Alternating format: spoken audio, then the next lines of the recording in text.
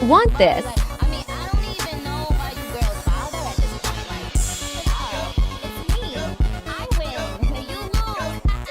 Then watch this. First, click the new project. Then, mag-add kayo ng clips nyo. Pindutin nyo yung clip, tapos animation. At hanapin nyo yung swing bottom left. Adjust lang natin ng 0.2 seconds. Apply nyo sa lahat ng clip.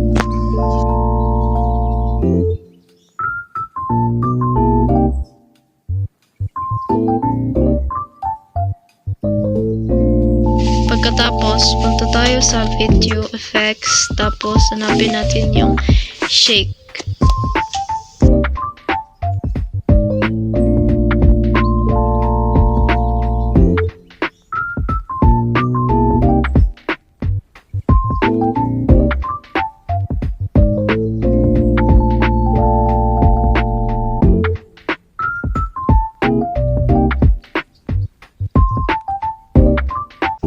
At gayahin nyo na lang kung anong ginagawa ko.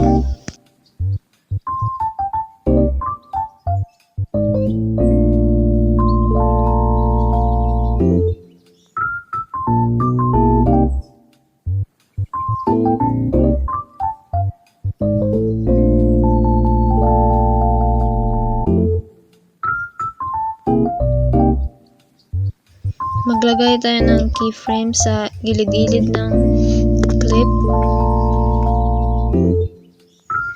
At doon sa pangalawang nilagyan natin ng keyframe, i-zoom lang natin na unti. At yun, lagyan lang natin lahat.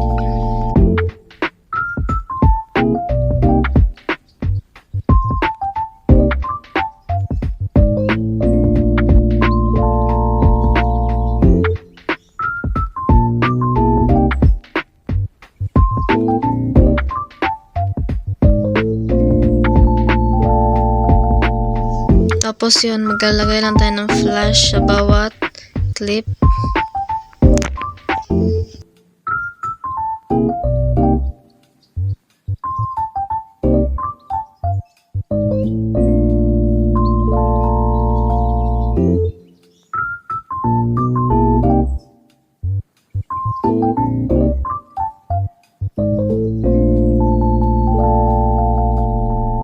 Pindutin natin yung blend, tapos overlay.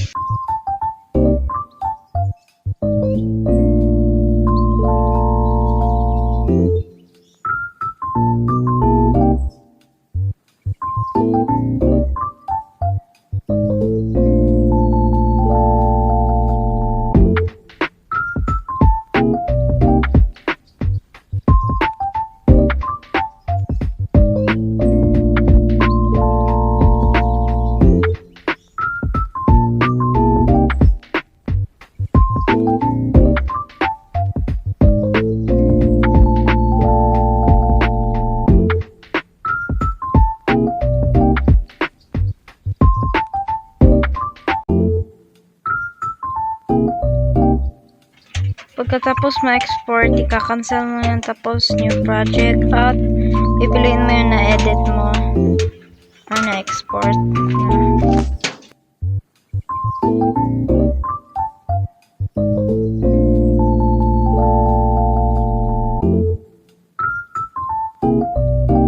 At pagkatapos, i-split mo lang sa may bandang na-edit mo.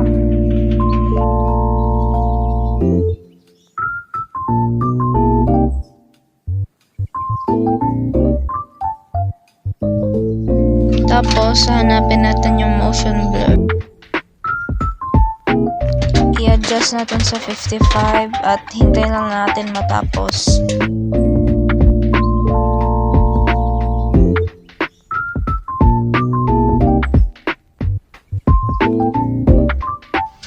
Dito naman, depende sa inyo kung lalagyan nyo ng effect or kung ano. Yun lang. Thank you.